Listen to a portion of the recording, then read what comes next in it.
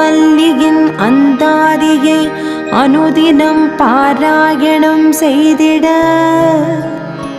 அவளருளால் அனைத்து செல்வங்களும் நலன்களும் பெற்று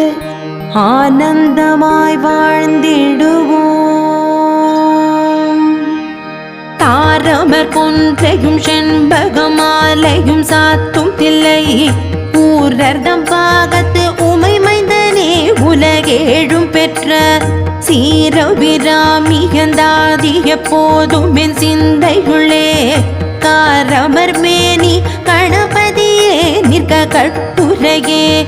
உதிக்கின்ற செங்கதிருச்சி திலகம் உணர்வுடையோர் மதிக்கின்ற மாணிக்கம் மாதுளம் போது மலர் கொமலை துதிக்கின்ற மின் கொடிமென் கடி குங்குமத்தோயம் என விதிக்கின்ற